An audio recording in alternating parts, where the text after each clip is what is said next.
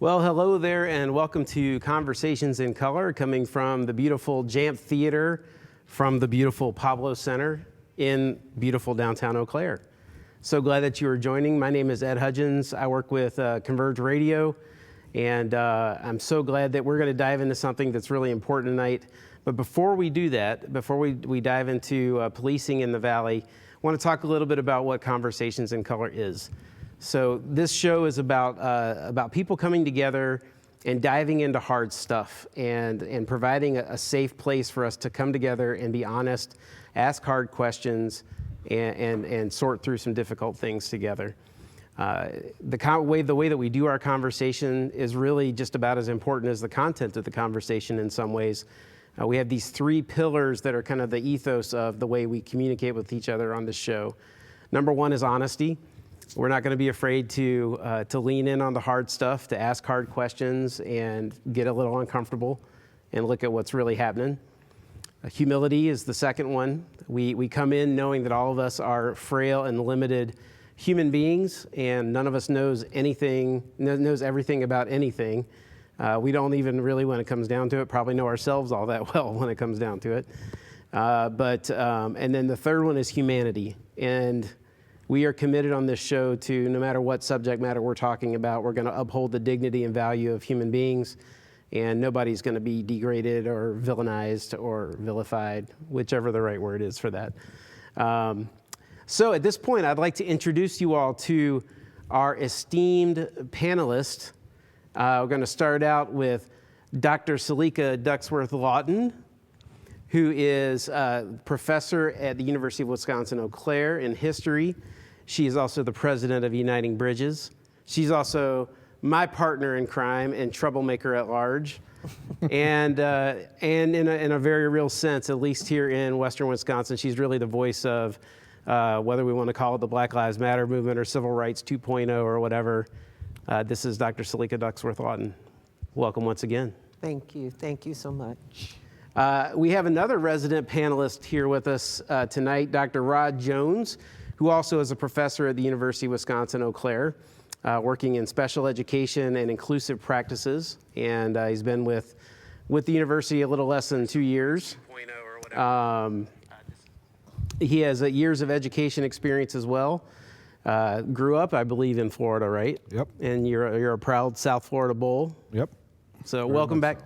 Welcome back. It's the third time. Yeah, thank you. You're a Glad regular. to be here. All right. Thank you. And then last but not least, for our panelists, we have Chief Matt Rokus, who has been with the Eau Claire Police Department for 23 years and has been chief of the department for not quite a year yet. And he's been working on a bunch of initiatives when it comes to how policing is done here in Eau Claire, and is working on a project that we might hear a little bit about tonight called the Transformation Project. Before we go any further, I need to introduce another partner in crime, my man Adam Accola from CoLab here in downtown Eau Claire. Adam is an integral part of Conversations in Color. And Adam, would you fill us in a little bit about what you're up to tonight? Yeah, sure thing. So I'll be focusing tonight on community engagement. So if you have questions for our panelists or things that you want to know, feel free to drop those questions in the Paragon live stream if you're joining us on Pablo's live streaming platform. Otherwise, if you're joining us on Facebook Live, you can also feel free to drop those questions in the comment section there. I'll be watching both. So feel free to get involved. Make sure that you get those questions answered. That's what this whole program is about. Awesome. Would you happen to have a question for us to get us going? I do. So I'm kind of in the Halloween spirit right now, watching some bad horror movies, some bad movies in general. So I want to know, what is the worst movie that you've ever seen? And it doesn't have to be limited to Halloween titles. Ed, let's start with you. So I was telling the gang earlier, it's tough to isolate the worst of anything or the best of anything. I feel like my personality is I got to go through and catalog everything I've ever seen and rank them before I can do that. We don't have time for that. So, I mean, that would be really entertaining for everybody. But I'm going to go with one, and I'm going to put it out there. I know some people like this movie, and there's one reason that I hated it, but it was enough for me to consider it the worst movie I've ever seen. And I'll share a little bit more in a moment, but it was Waterworld with Kevin Costner.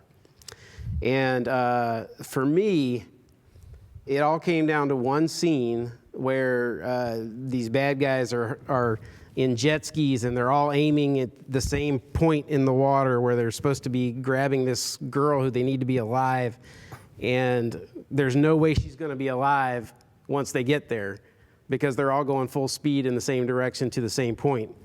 And that was the moment I was so invested in that movie because I like all that, end time apocalyptic stuff. And that was it. I was like, this is the dumbest thing I've ever seen. Now, there might be people who have seen that movie who remember that scene differently and might tell me the flaws in what I remember, and then maybe I'll have to give it another chance. But that's where I'm standing right now. It's Waterworld. How about you, Rod? Yeah, I'll keep it nice and terse. I would say The Fifth Element. It was just there are moans and groans.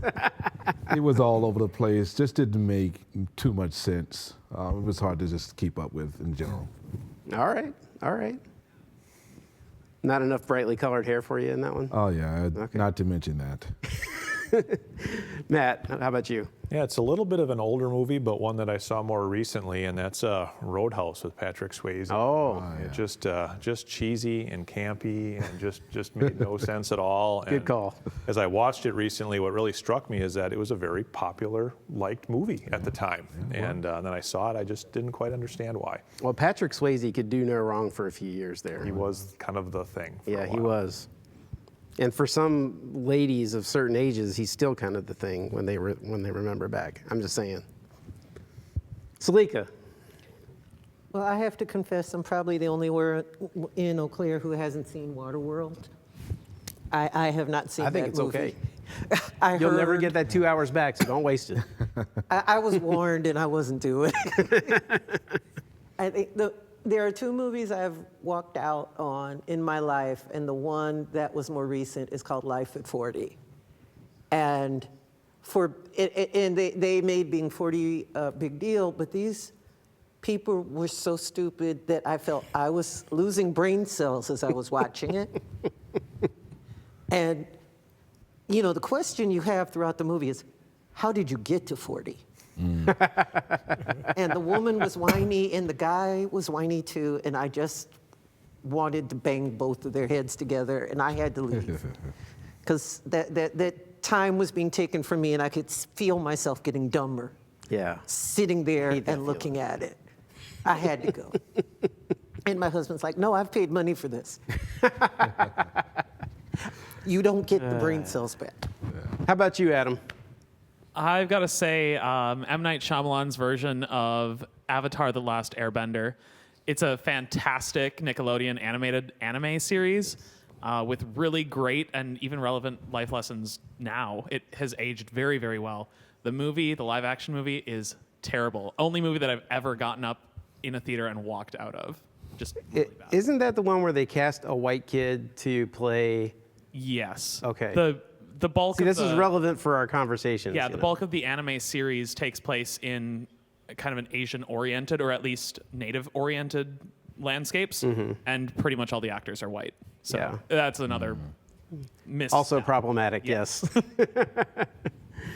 It reminds me a little bit of Ben Kingsley playing Gandhi, but that's another thing altogether. All right, well, we're going to switch a little bit here, of course, towards what we're here to talk about tonight. Our second episode of Conversations in Color was called Defund the Police, ! And the idea was we wanted to talk about the whole idea of defunding the police and what that meant, and where it was applicable. And we had Chief Eric Atkinson from Menominee, Sheriff Ron Kramer from Eau Claire County, and Chief Matt Rokus from Eau Claire Police Department was here as well. And tonight we want to kind of continue conversation about policing here in the Valley. Not going to talk about defunding the police, but just talk about some other topics related to policing in the Valley. As you're probably well aware, policing in the community, whether you're talking about Eau Claire or anywhere else in America, became a flashpoint topic in the last few months after the killing of George Floyd on Memorial Day, the killing of Breonna Taylor, the shooting in the back of Jacob Blake in Kenosha the tensions just keep kind of getting higher, and in some ways the stakes feel like they're getting higher as well. But I will say, in terms of a lot of communities where the defund the police mantra has been uttered over and over again, what I've experienced here with the Eau Claire police has been pretty refreshing.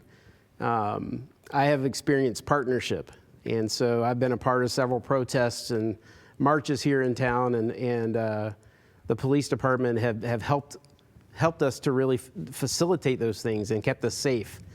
And I've had several conversations with Chief Rocus, with Matt, and I'm just convinced that there are some good things that are happening in Eau Claire. And part of the expression of those good things is a commitment that the police department made to the community back in June that had to do with policing policy, training and education, policy and oversight, transparency in policing.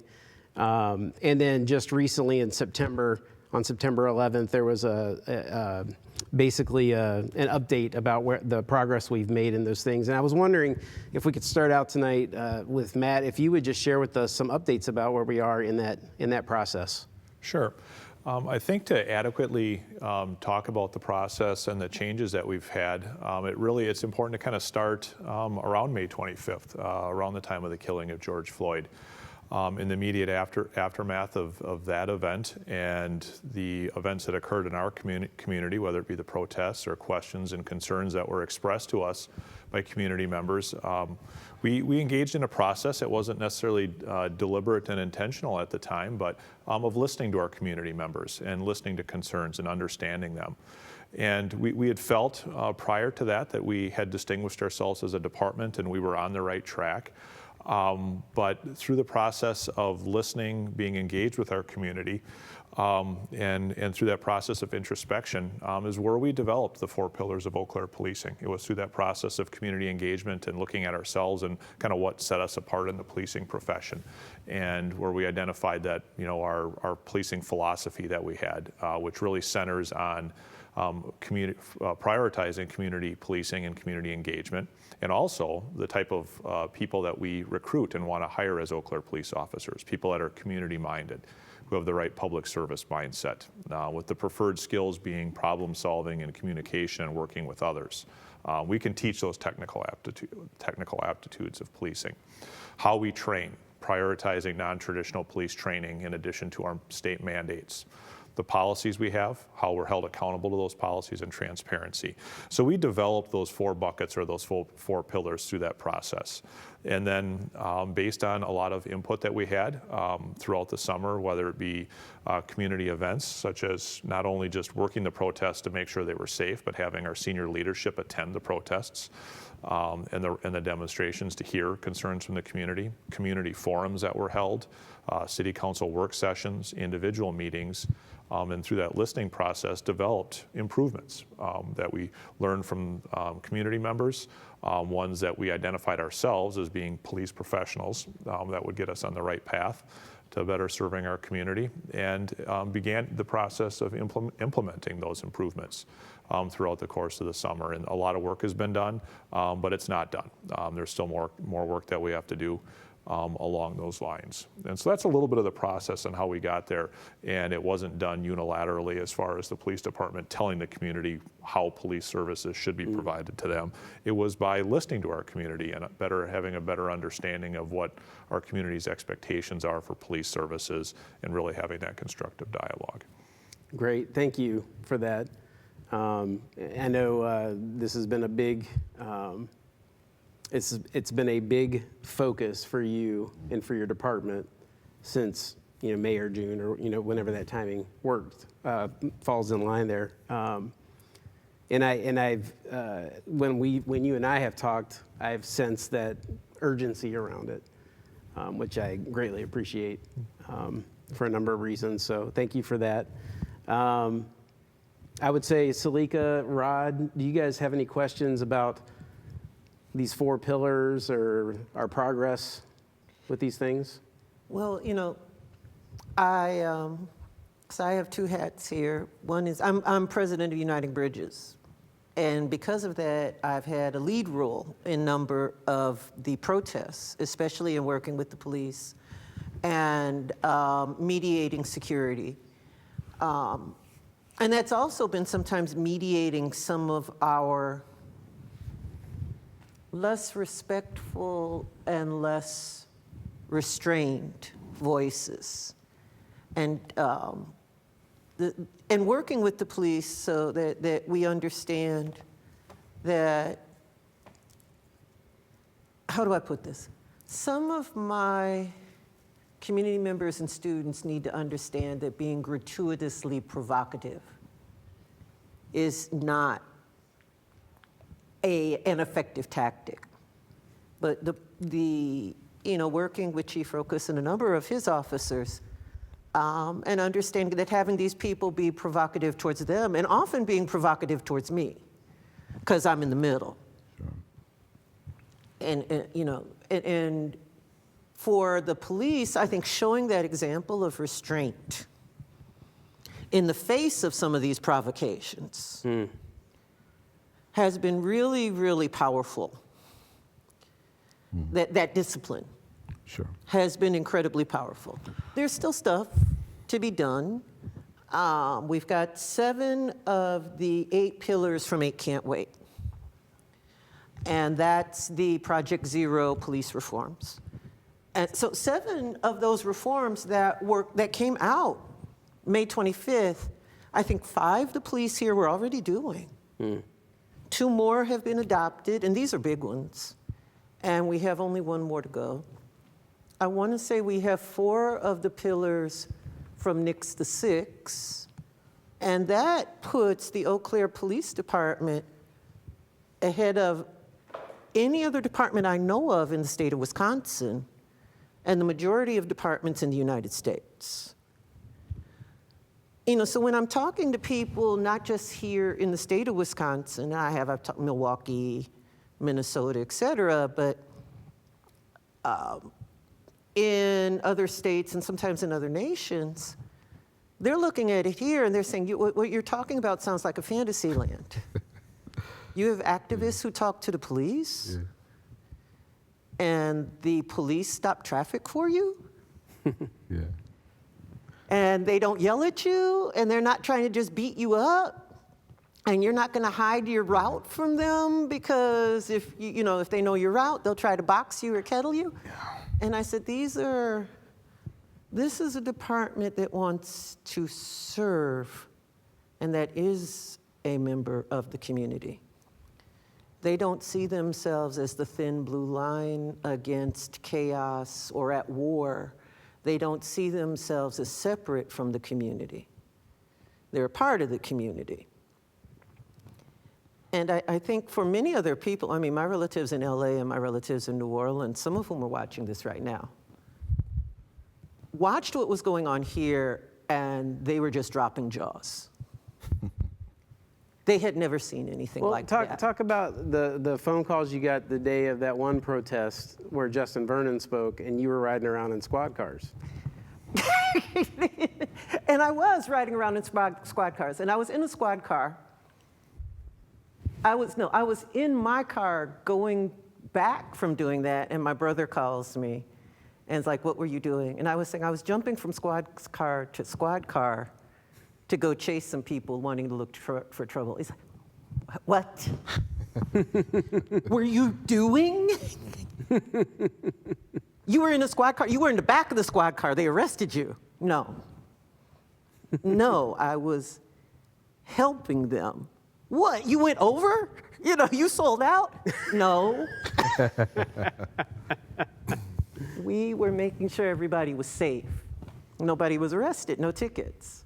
Sure. And he puts my mother on the phone. Selika, are you doing drugs? Are you okay? Are you okay? And it's just like, they had never encountered anything like that before. So I think that's an important, we just pause on that for a moment, because there are a lot of people that are listening to this or watching this who can't relate to that dynamic that your brother's talking about. Like, why are you in a police car? Because that's foreign to their experience. Like, their experience of the police has been always they're always here to protect and serve. It's always been positive. Like they haven't experienced the stuff that a lot of folks have experienced in different contexts. But if you're from Louisiana, you've experienced they're not here to protect and serve. Yeah. Right. They're here to beat your tail, or they're here to take your stuff. If you're in LA, I mean, it's in South Central, they don't call the police. They don't call the police when anything happens. Oh no, they'll come in here and try to hurt me. They're not interested in hurting these other people. Those are gangbangers. They're paid off by them or something like that. They're going to try to find a way to arrest me. So to have these kind of relationships with the police is something that's alien for a lot of people who are especially in urban environments. And I think for them to see that really has been important and powerful. So it goes two ways, because there's a set of people who have always been protected by the police, but there's a set of people who have never felt that. And those are the people we have to focus on. Mm-hmm. Chief, if I may, and I think, people look at you, right? And they see you as power. I mean, there's something to be said about power and the badge, right? Mm-hmm. I would like to know a little bit about the man behind the badge, because clearly your orientation to policing is atypical from what a lot of people experience. So just for our audience, for us sitting here, what is it about you, your orientation, your philosophical upbringing, if you will, right, that has led you or drives you to police the way that you do? Well, there's probably a lot of factors that do that. First and foremost, I would say it's, we're able to accomplish what we do as a department because of the quality of our community and the commitment that we've had from our community and the partnership. It comes by and large from the men and women of the Eau Claire Police Department because of our hiring strategies and hiring philosophy. We have very well-intentioned, caring people that work at our department that are able to work with others to help us as a community accomplish what we need to. Me as an individual, as the police chief, it really started, I would say 17, 18 years ago when we had a large cultural change at the Eau Claire Police Department when Jerry Matizek became chief, and really building a positive culture within our department. Refocusing community policing as a philosophy, and there's building blocks for that. I'll say it repeatedly and say it too much. It starts with who we hire, because that's really the key to our success. And having that right culture, having policies and practices that support that community policing. And that's really where, the formative years in my career was being part of it as an officer, as we began that cultural change or cultural shift within our department, how we built an infrastructure to support it. And that was during the early part of my career. And then I was, a young leader, young supervisor, as we kind of started on that trajectory as a sergeant, lieutenant, right, deputy chief to where I am now. And then being provided opportunities to lead. We have a very sound philosophy of decentralizing decision making within our organization and empowering our officers and supervisors to make decisions. So I was given opportunities to do that, and those are really, really defining moments for me. And it took many years to develop. I mean, when I started as a police officer in the middle '90s, what you knew about policing is what you maybe saw on the TV show Cops. And then the training for police officers was very different back then. And when we talk about improvements and changes and reforms, our training is a big part of that, which is probably a different topic. But so it's been a journey. It's been 23, 24 years to get there, and I'm excited for the next chapter of it as well. So right, it's a lot of factors. Absolutely. Did you have an experience? Did you have any experience like when you were going through any kind of training where you were able to compare what you brought to the table in terms of policing with what you heard from other people from other communities in regard to what they brought to the table? I have. And it was about 5 years ago, I had the opportunity to attend the FBI National Academy for Law Enforcement Executives. If you're not, the FBI National Academy, it's a police executive training. It's at the FBI Academy in Quantico, Virginia. It was a 10-week executive course that I attended there with 250 peers from around the world, not just in the United States, but it was an international attendance as well. And so there was peers from, all over the country, large metropolitan areas. And, I've had, and in policing in our region, we have a very unique experience here in the positive relationships we have, being a part of the community, not engaging in some of the things that we've seen on TV or in the media or that are experienced in other communities. When I was there, I heard some stories and I heard some accounts of policing practices that were foreign to me as someone who was a police officer in Eau Claire, Wisconsin, but were common to what we've seen and what the concerns are right now that have caused, or kind of rejuvenated the movement, the racial justice movement that are there, or that we're experiencing and trying to be a positive partner with now. And so that was eye-opening for me because it really gave me a perspective that I did not have before, that it was real and really kind of inspired me to be part of positive change. Jerry Madison reached out to the university when I was the EDI fellow in 2010. And I admit, before I knew Chief Madison, I had, I think, the attitude that most middle-class Black people will have about the police, which is avoid them at all costs. And I wound up in a room with him with several other people that were talking about these racial profiling stops. And there were students in the room who were complaining about being stopped, many of our football players. And I was there with Jesse Dixon and I think David Shee, who had been the EDI fellow before me. And Chief Madison asked me afterwards, he's like, "You're the EDI fellow, I need you to help me." And that, I think, was really that beginning of evidence-based policing. And he worked with Chief Sprick, I know very closely, with the university, because when you look at the university, the two biggest sources for multicultural people in town will be the university and Mayo Marshfield Clinic. So he really targeted, and he's the one working with Jerry Staniszewski, who goes on to become the next chief, who really brings evidence-based policing and science in. I remember when there was the fight over hiring the crime analysts. Mm-hmm. Hiring the statisticians. We don't need no statisticians, we need more cops. We don't need it. And that really was a fight, and that was a change of attitude. Because I was throwing, my children were at Lakeshore, there were police officers who had their kids there. I'm throwing cookies with them in the back of choir concerts. And I can hear the shift in tone as I'm doing that. So I think we really have to understand Jerry Madison and Jerry Staniszewski, the Jerrys as we call them, really deserve a lot of credit, and Chief Rokus deserves a lot of credit because these are people who took a lot of risks and caught a lot of hell in order to do this. And it's paying off. I think it's paying off big time here. We had a protest with, 1,500 to 2,000 people, and it was the Saturday after Jacob Blake was killed, and we had no tickets. We had nothing. We had no violence. And there were people out there with guns.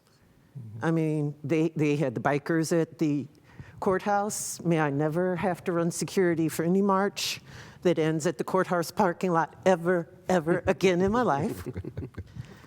They had people along the way trying to provoke the crowd. They had people who were armed, who tried to be in the crowd. No violence, no tickets, no broken windows. Bridges were built actually to those folks. And that you look at what we've just seen happening in Waukesha. You look at what we've just seen happening in Kenosha. I mean, it makes you wonder, why are people resisting these things so much? Why do you think they resist the reforms? Yeah. Were you going to say something, Rod? No, I was going to say, very relevant question. I mean, Yeah. very relevant. Well, before we go any further down that road, I wanted to say we're not here just to blow smoke about how great the Eau Claire Police Department is. So we will dive into some hard stuff, but I think it is important for us to differentiate what we experience with the police department here versus what other communities have experienced. And so it was important for us to spend some time drawing that delineation. Yeah. There was a part in the statement about the community commitment, the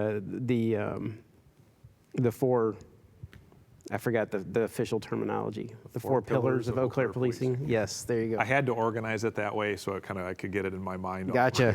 Talk about it. So, and in your original question, I did kind of stay away from the very long dry. I could talk forever about the policies and training models and things like that. Yeah. So I tried to keep it at least. Maybe that's a different kind of forum that we'll slide into. We can go there. It'll be, I don't know if an hour and a half will be enough. Yeah. Well, there's a section in the statement that says challenges to assumptions are necessary as structures such as the justice system in many instances have failed to safeguard peace and freedom. That's a direct quote from the statement. And I'd like to just plow into that a little bit and ask you, like, which assumptions are we talking about that we need to challenge? Like, what specifically are we needing to challenge in that dynamic? Well, I think that's a broad statement. One specific example that I'd like to touch on or focus in on is just the characterization of police officers as law enforcement officers. That's a term that I really stay away from when talking about our officers in the Eau Claire Police Department. That we have a much broader role, and I think a more important role than just enforcing laws and that enforcement agent. That we can solve problems by arresting people and writing citations. There's negative and detrimental impacts from doing that. Policing is a I believe policing is a service-oriented organization or a service-oriented function where we provide service, we get people connected with services.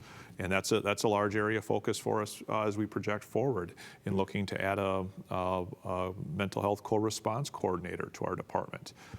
Because of the unbelievable amount of untreated mental health or people struggling with mental health in our community. And our officers respond over 1,200 times a year to somebody who's in a mental health crisis. And those are very challenging situations. And we talk about challenging assumptions. Those are challenging situations or involving people in crisis. And many times they result in necessary, but they result in a police use of force. And we don't want that to happen. We want to avoid that. And so when we talk about, it would be along the same vein as adding a crime analyst. How do we take a problem-solving approach to mental health in our community? How do we avoid and take preventative steps to the police department being the social safety net where our communities fail in other areas? And so those are a couple assumptions that I think are worth challenging, that we need to take a different approach to as a community. We can't do it ourselves as a police department. We need the community support for that. Effective policing requires it. And so we have to challenge some of those assumptions that we're a law enforcement agency or we're law enforcement officers that is there to protect people merely by making arrests and writing citations. I don't believe that to be true. There have been people who have been asking about the use of force continuum. They have been asking about the use of tear gas. They've been asking about the use of rubber bullets. Would you be willing to talk about what considerations Eau Claire will have before they would use that? Sure.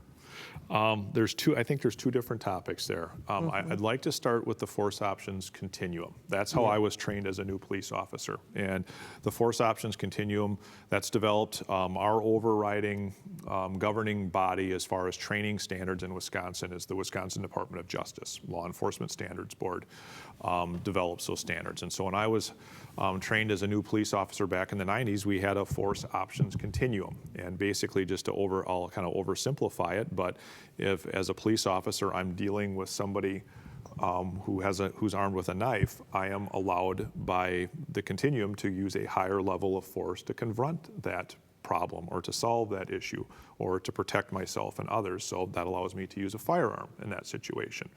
And it starts lower than that. If somebody's, taking a swing at me, I can use my baton. If it's a weapon, I can use my firearm. And so we were trained to think as far as that next level, higher level of force. And at the time, that was very forward thinking because it standardized use of force decision making and application. Wisconsin has gone away from that, and we've actually gone to the next level, and our department is actually going to be implementing a new use of force training model in the beginning of next year along those lines, and that's been put together by the Police Executive Research Forum in Washington, D.C., where you utilize a critical decision-making model where you're constantly reassessing the tactical threat or the problem that you're dealing with a focus on assessing the totality of the threat and de-escalating the situation. A very simple example of that, if you're dealing with someone with a knife, I was trained very early on, as most police officers were then. You draw your firearm, you point at the person, you give very loud commands to drop the knife, and if they were within 21 feet, you're justified in shooting that person to end that threat. That's outdated. Obviously, now this new model that we're going to be introducing, that's about 2 steps beyond the use of force continuum, will give our officers the tools to assess the totality of the threat. If you have someone with a knife and I'm in an outdoor setting, I can take 5 steps back and put a parked car between myself and that person and create distance. I'll have some cover protection for myself, so we hopefully then can utilize the preferred tools of our verbal de-escalation skills to de-escalate that situation and resolve it without a use of force. So you look at it where you're constantly evaluating the totality of a threat and looking for opportunities and tactics to de-escalate it rather than viewing it from the lens of what use of force is justified in this situation. And so you're looking at it inversely to de-escalate it. Yeah. We've been on the path to that in the profession for a number of years. We're going to begin formalizing it within our department next year. And I think we will be the 3rd agency in the state to have done that. So that's the use of force continuum, because I know it gets focused on a lot by police reform advocates, and I appreciate the view on that, but actually the force options continuum, I would say we're about 2 steps beyond that and ready to take the 3rd coming up. Yeah. Now, going ahead, I was going to go jump to the tear gas and the bullets, because that's been a source of contention here. Yeah. But going ahead, you jump in and follow up. Just a quick question. So one, actually 2, and I think they warrant quick responses. Sure. One is, how pervasive is that training, right, amid police departments nationally, right? And how pervasive, and the second one is, how standard in terms of departments accepting or embracing, right, that next step in this direction, right? Are you guys kind of left to your own devices and say, I'll embrace this because this is what I want to do? Or is it something where police departments nationally are really kind of being forced or asked to do it? Yeah, we have standards in Wisconsin that we all are bound to. Nationally, we're bound to a United States Supreme Court definition of use of force, and that standard is objectively reasonable. And so that's the national standard for use of force is objectively reasonable based on the situation. We have state standards that we have to follow that is consistent with that. But as a local community and as a local police chief or as a local sheriff, there is discretion as far as what type of training models and what type of department we want to be. Sure. We can have strong policies, but culture is always more important. Absolutely. Thank you. So we've had, especially with a couple of our local groups, a lot of questions and a lot of misunderstandings about the use of rubber bullets and the use of tear gas. And some of that has been because in the national media, we've seen the misuse. And Eau Claire and ECPD has kind of been caught in the middle of that. So can you talk about when the Eau Claire PD would use tear gas or rubber bullets for crowd control, and when not? I guess maybe let me back up. how does Eau Claire Police Department see policing crowds and policing protests? Sure. That's been a difficult local community conversation that we've had. Tear gas and rubber bullets, those are not tools for controlling a crowd or controlling a protest or a congregate of people. Those are tools to stop a threat, to deal with a dangerous situation that involves violence. To get a little bit technical here, I'll try to keep it in kind of layman's terms, but tear gas, the proper terminology for that is a chemical irritant. It comes in a number of different forms. That is, I talked about the force options continuum. A chemical irritant is one of many force options that officers can utilize when dealing with a violent, threatening situation. A rubber bullet, we don't have rubber bullets, but that's another general term. It's kind of the proper terminology for that is a kinetic energy projectile. They come in a lot of different forms. We have a foam sponge round one because it causes the least amount of trauma. But again, that is one force intervention option amongst many. And the criteria in our policy requirements for the use of both of them require a threat, an imminent threat of violence and danger to another person. And the policies are very complicated and they're very extensive, but they're very restrictive that we have to have. They are used as an option for individual behavior that's threatening other people, hurting other people as one of many options to be considered. And there's numerous follow-through considerations as well, that if that's decided to be a viable option for the specific scenario where someone is being hurt or there's a danger of bodily harm, there's a lot of follow-up considerations that we have to consider. We've seen some difficult imagery in the media of tear gas being fired into a crowd or a congregate of people that appears peaceful, or rubber bullets as well. There's a lot goes into the preparation of that type of deployment, having emergency medical personnel staged ahead of time, because once we utilize those force options, the people that are impacted by them, we're responsible for follow-up care per the Eau Claire Police Department policies, that we have to provide medical care. We have to provide documentation if there was any injuries that were caused, that we have to collect the projectile or the chemical irritant canister as evidence, so there's proper documentation as what occurred. But our policy prohibits either intervention option to be used on peaceful or passive crowds, and the use is really regulated and geared towards stopping violent behavior. You said specifically toward a person. Yes. So like if somebody's going around and bashing a window in, that's not the same thing. Like that's not the kind of violence you're talking about. Yes, there's and we could spend a lot of time on the individual scenarios, but breaking a window during a congregate of people situation is very different from breaking a window and throwing a Molotov cocktail into that window and starting a fire. And so, you have to really engage. The assessment is on violence or extreme violence and danger to people.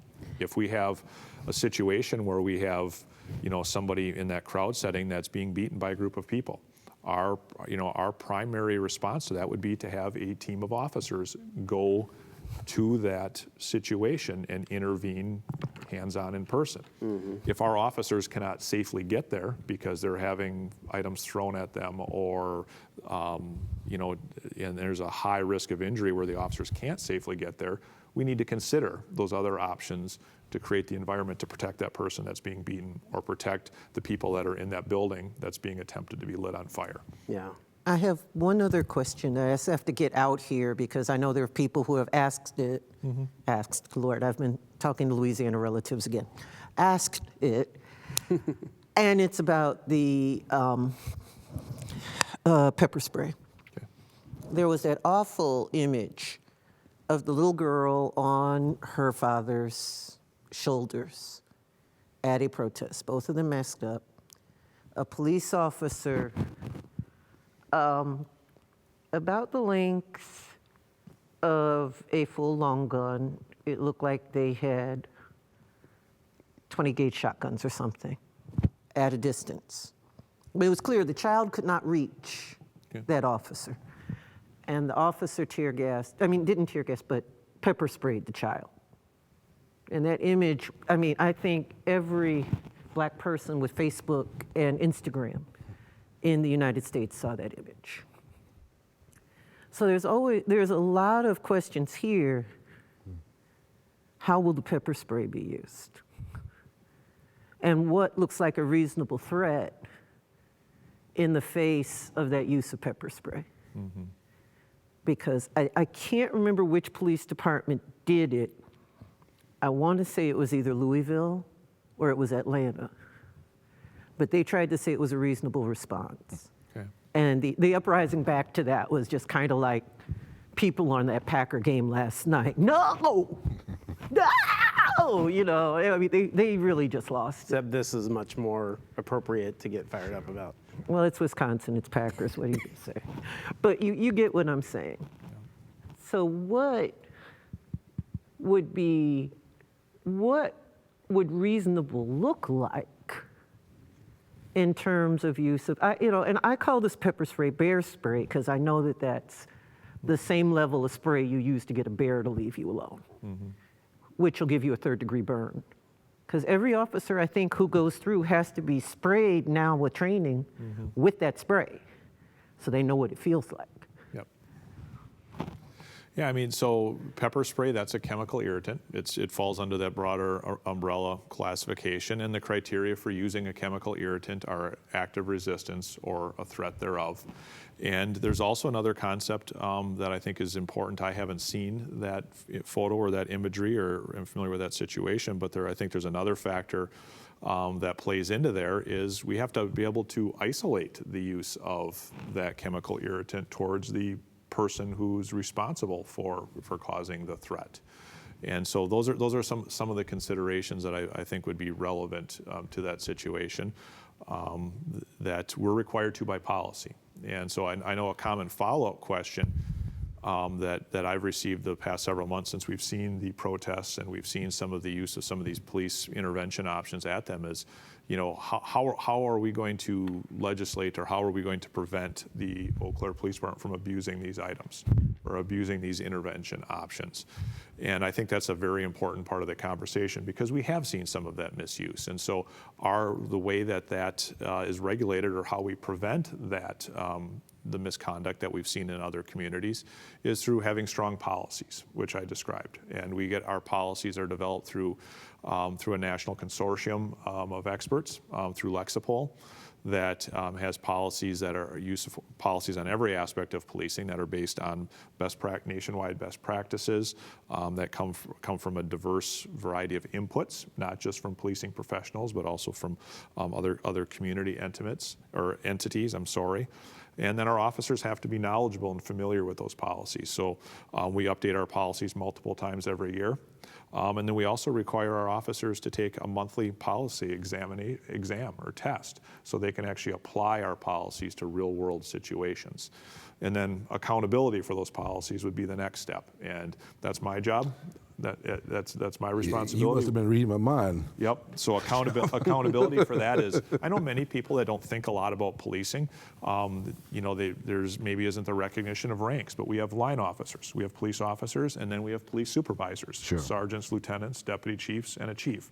And so it's my responsibility to make sure that our supervisors hold our officers accountable and have accountability for following our policies and practices. That way, if something, an unfortunate incident like that occurs, there's disciplinary recourse that can occur. There is due process for that, for the involved officer or the employee.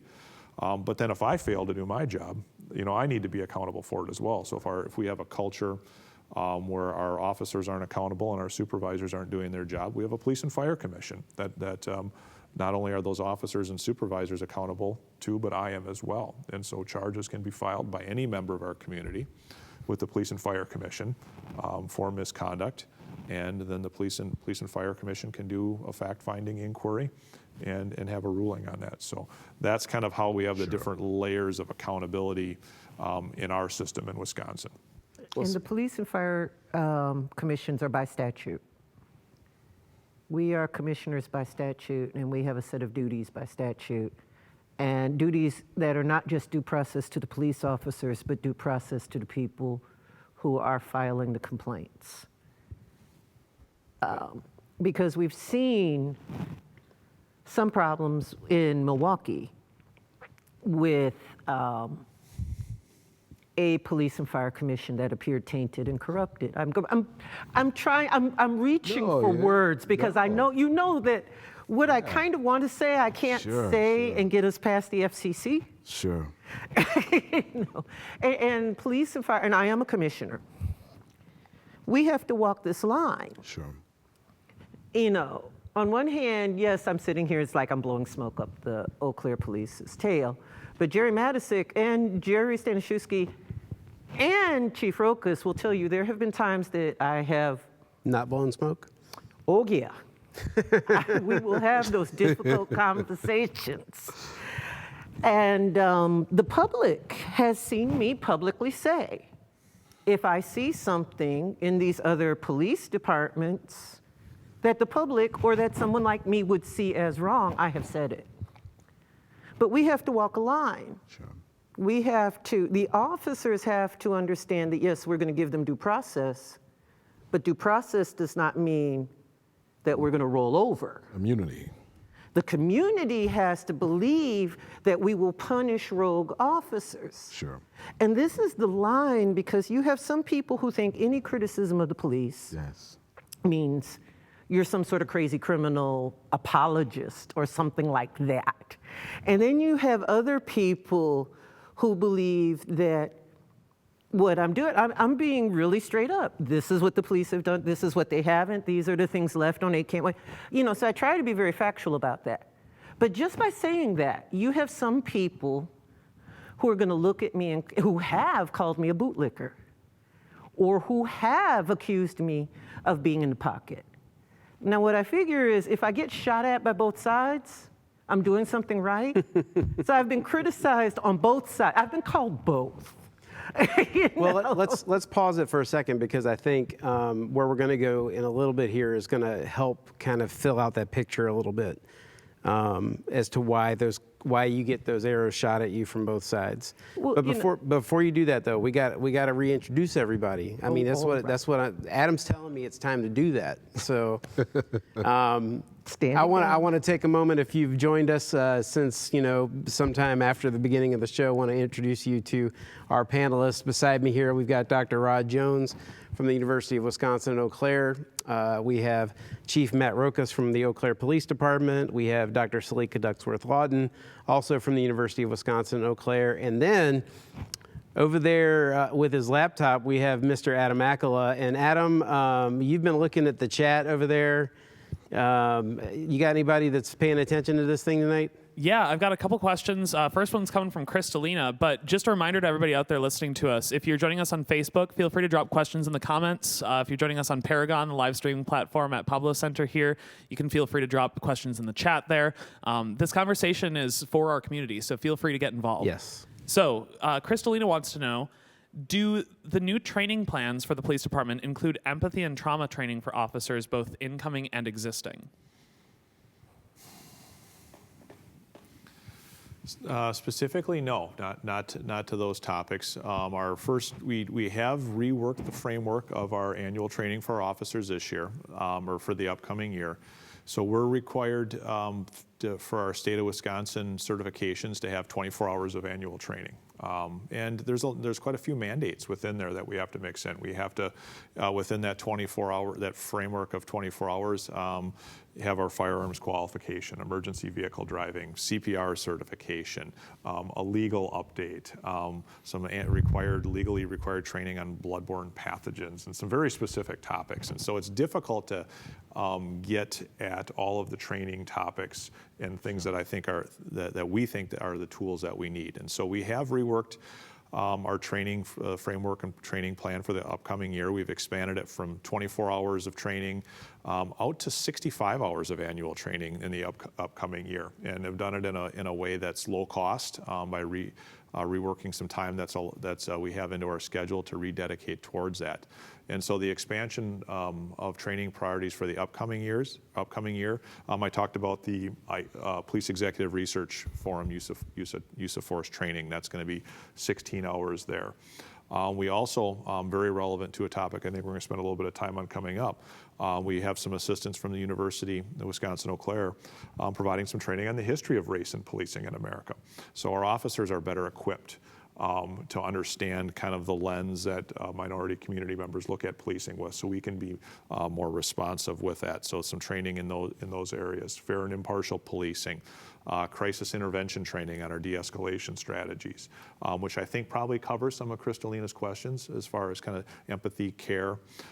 We do have specialized training specifically for our school resource officers that work in the school setting with youth on trauma-informed care, which is very important training. And then as they cycle out or transfer out of those positions back to patrol, as all of our officers are able to apply those kind of in that more traditional setting as well. That's great. So large expansion of training this year, and I think will covers many of the relevant topics and kind of gets us more focused in the areas that we need to be, in addition to just the mandated requirements. Great. Yeah, I think that especially the history training is super important and will definitely be kind of in that same vein as empathy and trauma-informed policing. Yeah. Another question here from Catherine is, what are your thoughts on putting more funding into protective/defensive gear rather than weapons? Do you find that there's a respectable amount towards both ends, or do you think it's more focused on the weaponry that the ECPD purchases? Well, I guess it's probably important to define, what the questioner's definition of weaponry is. There is certain equipment that we're required to have as police officers, really, and that's geared towards protecting the public, protecting community members, and protecting our officers as well that have a very difficult and dangerous job at times.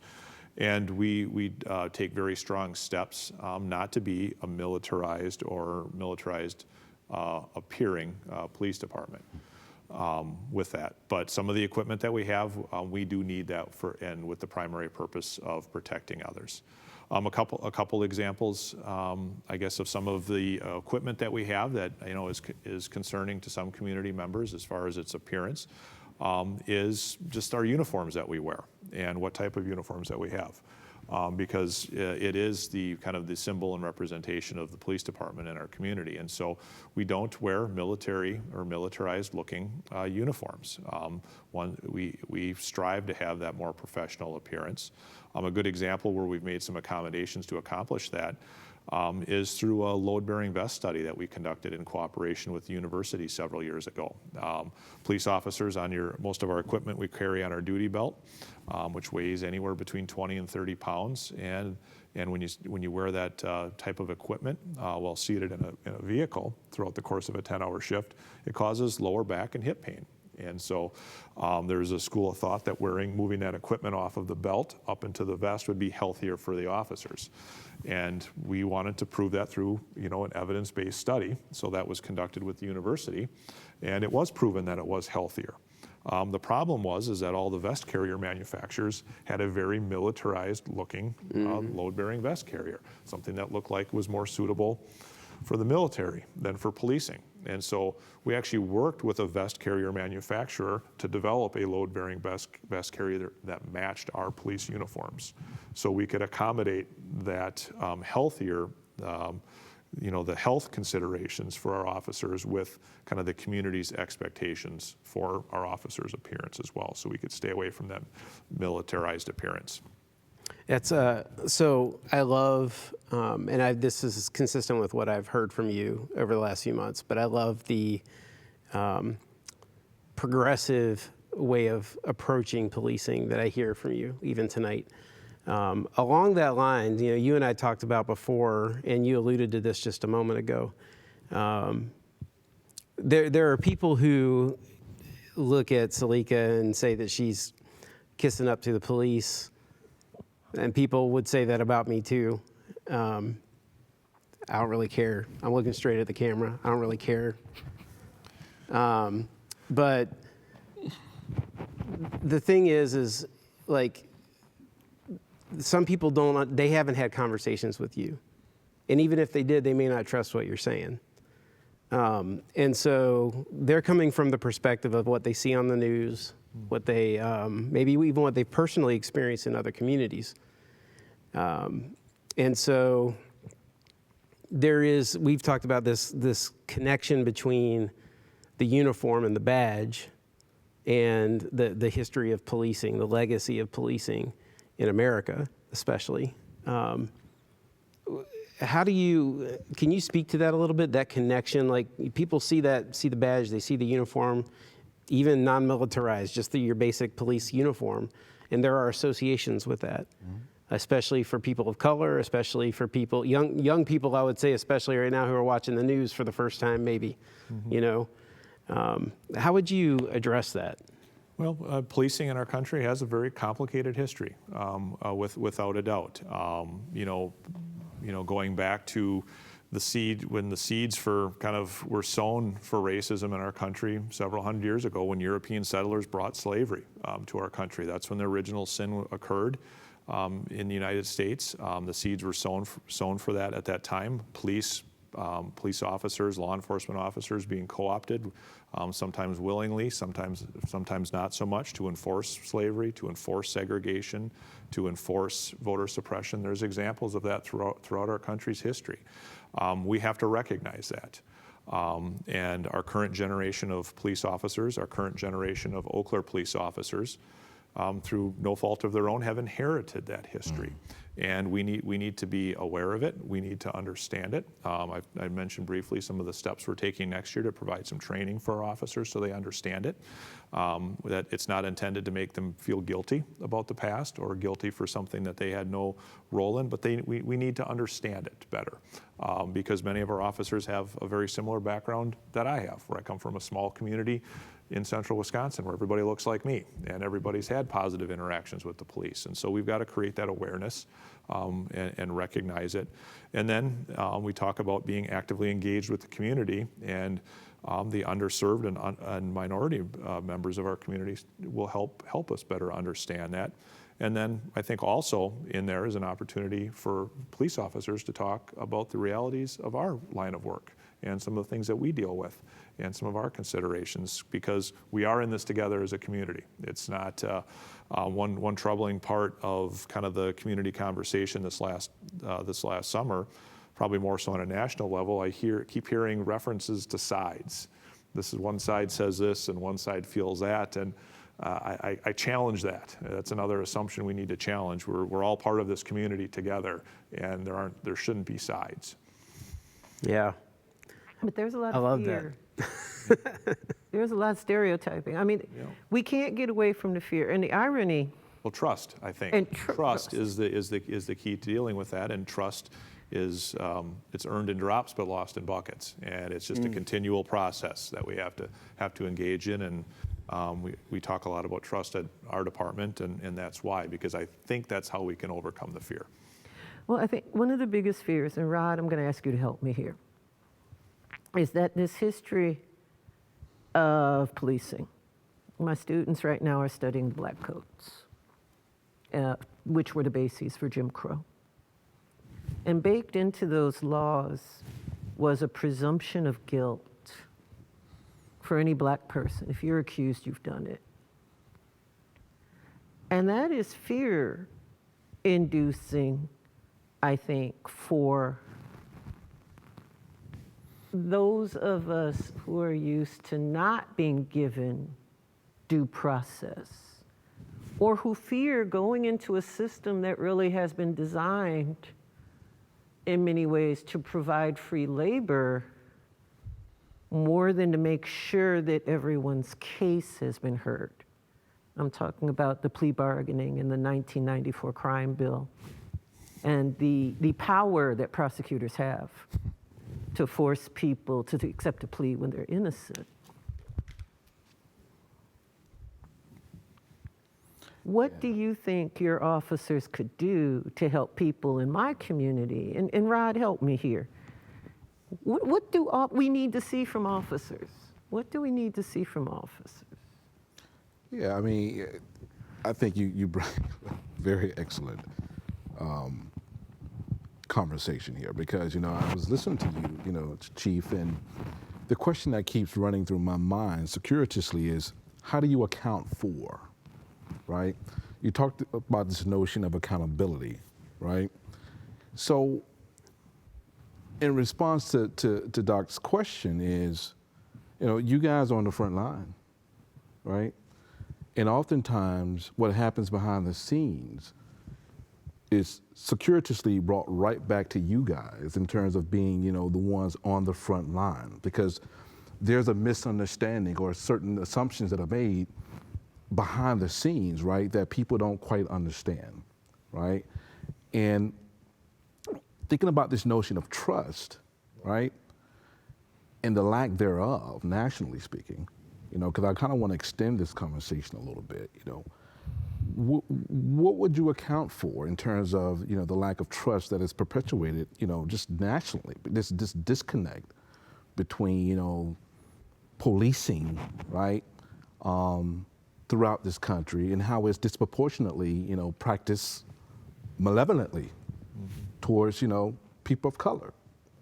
How do you regain that trust? Is it possible, right, when there's such a deep psychic disconnect, right? It's an uphill challenge. It's an uphill battle to regain that trust, especially, on the national narrative. The way I can speak best to what we're trying to do locally to regain it. Right. I think transparency is a big part of it.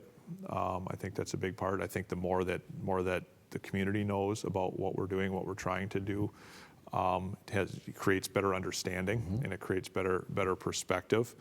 And it also puts us in a position to kind of explain our actions. If we have a use of force incident that's questionable, that's concerning, and we've engaged in this process the last several years when we've had unfortunate instances of an officer-involved shooting, where we have the outside agency does a full, complete, impartial investigation. It's reviewed by another agency, and that entire investigative file is then released to the public to review. That's one example of where we can try to do that through transparency. Listening, I think, is important as well, and that's, I think, police leaders and police agencies have, can handle listening more and doing more listening to have a better understanding of the concerns and kind of the cycle that's there. Rather than, because I really did feel as though early last summer we had a choice. We had two directions that we could have gone. We could have contracted. We could have said things are fine here and kind of strengthened our shell and kind of went into self-preservation mode, or we could kind of go the path that we have. And I think that's the right way as far as kind of undoing the cycle and reinforcing that confidence is by listening and understanding.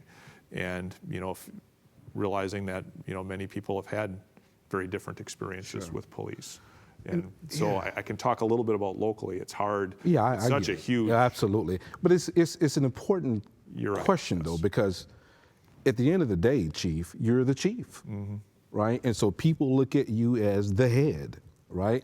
And so people say, how do we account for, or how does the chief account for, right, these misgivings or whatever they may be, right under his watch. And so, and that's why I bring it back to that notion, because there is a misunderstanding, right, of what happens behind the scenes. Of course, there's a lot of policy involved, right? Yep. But there's also, too, you talk about transparency. I think that's a very important piece, and I think also how you account for transparency is important, And so I just wanted to bring that to our attention, because that is one way I think that you don't use the term law enforcement, but one way that law enforcement, if you will, can account for right this sense of disconnect, this sense of mistrust that occurs right within and across certain populations of people. I agree, and it's a complicated equation. And we have, on a micro level, we have some processes that we employ as far as making sure our officers are doing the right thing, making sure that their accountability, whether it's auditing their mobile video recording systems. That's the cameras we have in our cars. Absolutely. We've got body cameras coming next year, so we have practices to audit those Absolutely. videos. One of the things that I'm hopeful will be taken up within the transformation project is data reporting on race and as far as citations and arrest. But we've got to hear from the community about that a little bit too. And so we can have data transparency as well. Because if there's a problem, we can't fix it if we don't know about it as well. And just right now, our data reporting systems in our county need some improvements to get there, but it's somewhere I think we need to go. But I also think that's an area that needs some community and stakeholder input as well. So, All right, so I need to hit the pause button real quick because it's 8:41, y'all. It's 8:41. We have community questions, but before we get into, so everybody here, is it okay if we go a couple minutes late tonight? Yeah. Okay, I promise, just a couple. Because there's something before we get into the community, and I think we've got some really important community questions we want to get to.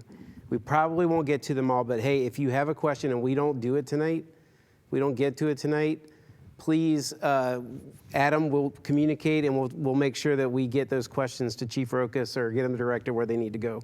But I wonder if, so Rod was on our show, was our resident panelist, I think it was 3 weeks ago when we talked about Black masculinity, maybe 4 weeks ago, Black masculinity, heart and soul, and we were talking about, and specifically when it comes to interactions with police and the associations with, if you see the blue lights coming after you, what does that feel like? So for me, for example, I don't feel afraid if the blue lights come on behind me if I hear the siren. The experience for a lot of my Black brothers and sisters is very different. And so I think that leans in on what Rod was talking about just a minute ago in terms of building the trust and holding to account and those kinds of things. But I want to throw this kind of curveball out there a little bit. And I don't mean to be getting all emo about things, but that's kind of me. So is there a place, even though we don't have a record of big time police brutality, racial injustice stuff happening from the Eau Claire Police Department that I'm aware of. I mean, I look back historically and there's stuff way back, but recent history, I don't see that.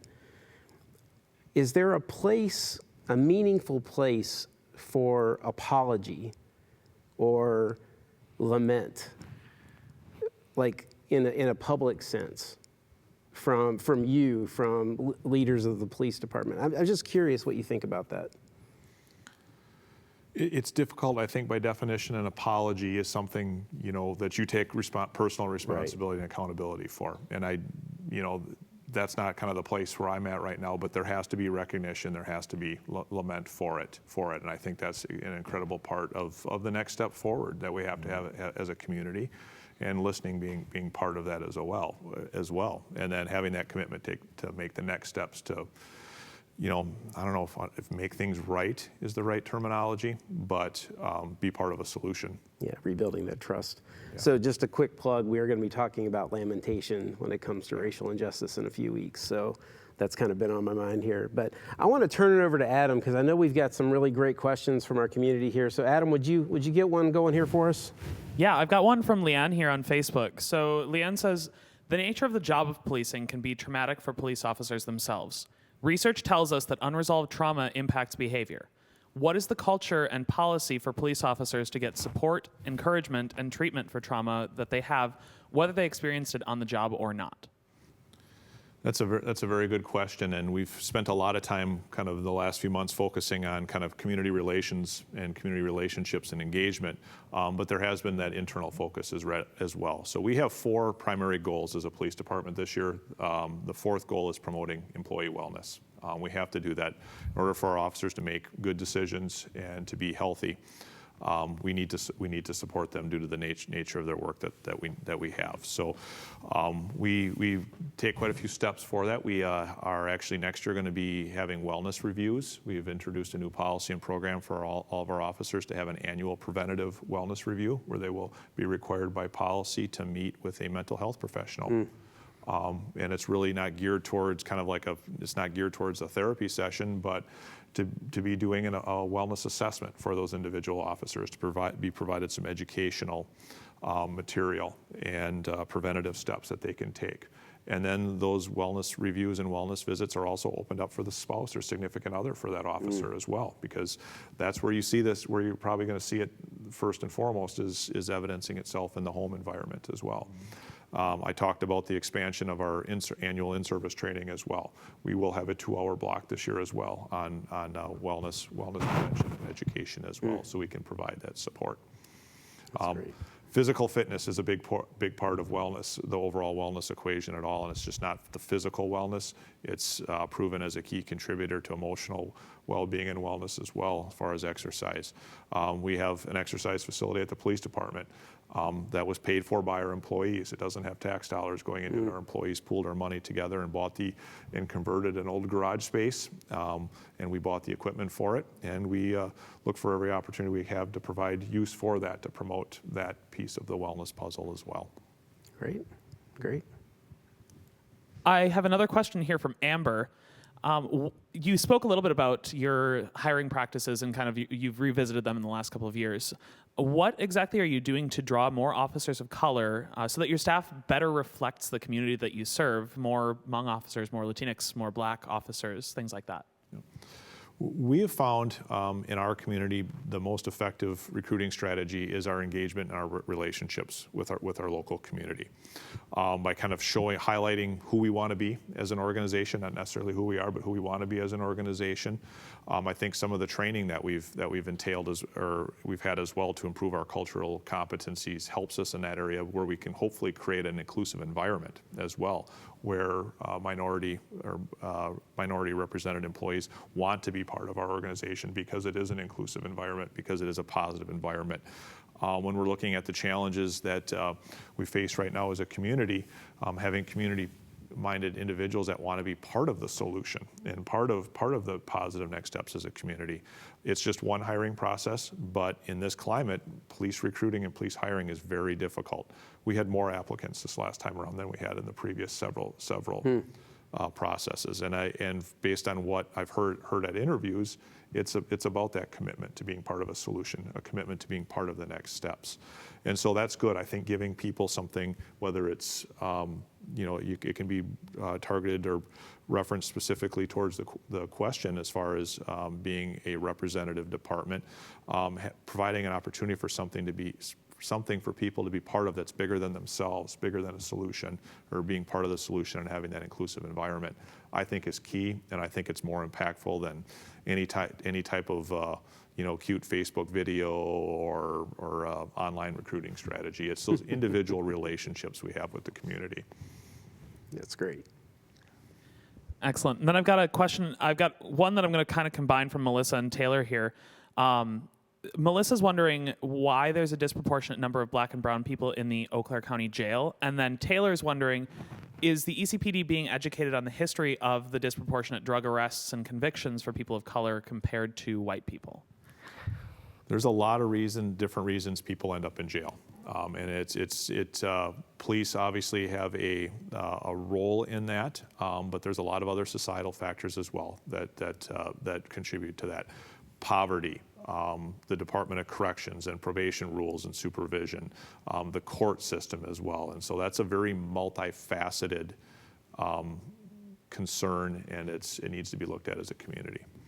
Part of this, and a big part of it, is that the people who are in jail tend to be people who have been brought there by state police, who have been caught on I-94 and do not have Eau Claire or Chippewa County addresses. And we have to understand that our jail doesn't just serve Eau Claire area. I want to say we serve the jail serves almost a 100-mile area, isn't it? No, it serves the county. It serves the county. It's the county. So if they're stopped on I-94 And I-94 really is that conduit between Milwaukee and Minneapolis for drugs. If they're stopped on I-94, they come to our jail. When I asked Sheriff Kramer this, he pointed out that if you were a multicultural with an Eau Claire address, you could make bail. You could make signature bail. But if you were not from here, you were held as a flight risk. So part of that is who is getting stopped on I-94. And because in 2010, they disbanded the racial profiling task force at the state level. I was on that racial profiling task force. And they forbade the Wisconsin Office of Justice Assessment from keeping statistics at the state level for racial profiling and the race of people who were stopped. They didn't do that for local police. And that's why we know that the more productive stops are not of young black men. They tend to be young white men, I want to say age 19 to 25. But the disproportionate number really comes from where we're sitting at I-94, and that we have the state police and we have others who, if they catch somebody on I-94, they bring them to our jail. And if they don't have an Eau Claire address, they can't get out. Now, and there's this pushback that I've gotten when I've said we really do have to look at the disproportionate racial stops. There are people who argue for rational racism. I actually got into a very harsh verbal argument with the individual who used to be the sheriff for Milwaukee County, whose name I will not ever say in this lifetime, who wears a cowboy hat and is of the same race of me, where he argued that race out of place was a reasonable reason to stop somebody. And I said, I am the race out of place. I'm always the race out of place in Eau Claire. So you're saying I don't have a right to do my business anywhere without being bothered. You do have some entities, and I realize Eau Claire Police is just one of, how many security groups, if we add sheriffs in this area, is it like 20? Yeah, in our 6-county region, there's well over 20 agencies. You can drive 15, 20 minutes through Eau Claire and drive through 7 different police jurisdictions. You still have some people who have that mentality about race out of place. And the problem is race out of place is not effective. But it does wind up with disproportionality. You add to that that if these people don't have money, and if they're wrongfully stopped, and if they don't have money, they can either take a plea and get out of jail and keep their job, or they can stay in jail and try to wait for a court date and lose their job and lose their family, their access to their kids, all of that. We know that here in Wisconsin, because we've seen from several studies, there's a disproportionate use of plea bargains that have wound up with people who were not, and this is the Wisconsin Innocence Project, guilty, being forced to plead because they needed to get out of jail. Mm-hmm. And that goes right back to that 1994 crime law, which removed discretion from judges and gave a lot of power to the prosecutors. Now, I do know one, and I'm going to throw this one on Chief Rokus because I think he'll speak to it better. I know there's some attempts here to mitigate that through the collaborative process that's going on now through the public defender's office, the judges, the police, and the sheriff's department. Can you describe that? I'm kind of a later one at the table with that as a newer chief. But in Eau Claire County, we have the Criminal Justice Collaborating Council, which is those stakeholders that you mentioned, which do look critically at our local criminal justice system. There's an area of emphasis on keeping people suffering or dealing with mental health issues, out of the criminal justice system, which that is oftentimes, unfortunately, the recourse in those situations. Having a greater focus on some rehabilitative steps rather than just you're in jail. And then also having the supports and services available for people when they are released from custody and are returned to the community. The first and foremost, number one, best indicator of success and is having stable housing once released from jail. So you have that platform or that foundation for success as well. So that Criminal Justice Collaborating Council does take that holistic approach or view of our local system, looks at some of the disparities that are there, trying to understand why, and look for a way to create that efficiency and also a higher likelihood of success for those that are involved in the criminal justice system. I think, Selika, the way you framed up that question and some of the context you gave for it is a great reminder that when we talk about reforming the justice system, we're not talking about just the police department. It runs through. We need to look at where there are biases and inequities, inequalities, injustices, on various levels of the justice system. Until 1994, more whites than multicultural people were arrested from crimes. And that's where you get into that bias. Yep. Removing the discretion from judges flipped it. And that's because there were cases judges could look and say, there's no evidence here, I'm going to dismiss it. You don't have that now. Now you got to fight through the whole thing. Sure. On top of that, I'll be honest, and I'll say this publicly, I think just like prohibition created this structure for corruption in the United States, I think the war on drugs has created a structure for corruption. And the war on drugs has disproportionately hit multicultural communities. Although ironically here, meth hits white families more. So you see the flip here. Meth hits whites disproportionately. But if you go to Minneapolis, cocaine and heroin hits multicultural disproportionately. But who is being policed for what? And the sad truth is, unfortunately, officers are the face of the hidden policies, right? And so, oftentimes it's the officers who are blamed for these disparities, right, for these policies. But when you talk about, Doc, there's different layers, right,